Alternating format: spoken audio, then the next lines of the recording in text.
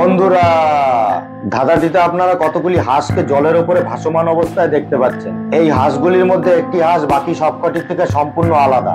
এখন এখানে আপনাকে আপনার দৃষ্টিশক্তিকে কাজে লাগিয়ে খুঁজে বার করতে হবে কোন হাঁসটি বাকি সবগুলির থেকে সম্পূর্ণ আলাদা। আর তার জন্য আপনারা সময় পাবেন 10 সেকেন্ড। আপনার সময় শুরু হচ্ছে এখন।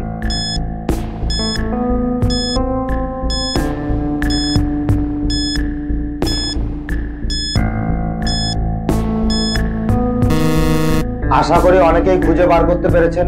যারা খুঁজে বার করতে পেরেছেন তারা কমেন্ট করে জানান। বাকিরা ধাঁধাটিকে শেষ পর্যন্ত দেখুন।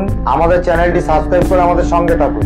ভালো করে লক্ষ্য করে দেখুন, এই হাঁসটি অর্থাৎ এই 6 নম্বর হাঁসটি বাকি সবকটির থেকে সম্পূর্ণ আলাদা, কারণ এই হাঁসটির পালকে আলাদা রং রয়েছে।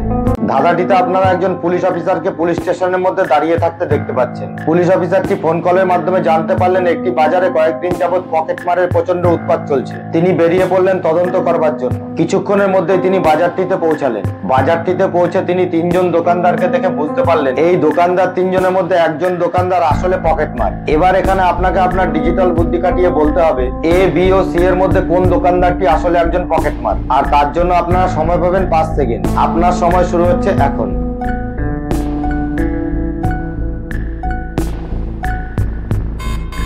আশা করি অনেকেই অনুমান করতে পেরেছেন। যারা অনুমান করতে পেরেছেন তারা কমেন্ট করে জানান। বাকিরা ধাঁধাটিকে শেষ পর্যন্ত দেখুন। আমাদের চ্যানেলটি সাবস্ক্রাইব করে আমাদের সঙ্গে থাকুন। ভালো করে লক্ষ্য করে দেখুন, বি আসলে একজন পকেটমার, কারণ তার দোকানে বিক্রি করবার মতো কিছুই নেই, অথচ তিনি দোকান খুলে বসে রয়েছেন। এবার এই চায়ের কাপ রাখা প্লেটটির ওপরে 2টি বিস্কুট রাখলাম। তারপরে চা বিস্কুট সমেত প্লেটগুলি ঘুরতে লাগলো। এখন আপনার কাজ হলো প্লেটগুলির ওপরে নজর রাখা, যেমন এই মহিলাটি রেখেছেন।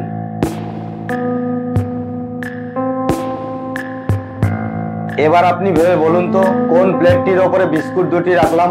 আপনার সময় শুরু হচ্ছে এখন।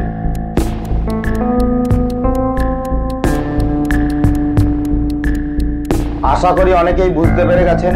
যারা বুঝতে পেরেছেন তারা কমেন্ট করে জানান। বাকিরা ধাঁধাটিকে শেষ পর্যন্ত দেখুন। আমাদের চ্যানেলটি সাবস্ক্রাইব করে আমাদের সঙ্গে থাকুন। ধাঁধাটিকে শুরু থেকে চালিয়ে ভালো করে লক্ষ্য করে দেখুন কোন প্লেটটির ওপরে বিস্কুট 2টি রাখলাম। বুঝতে পারলে কমেন্ট করে জানান।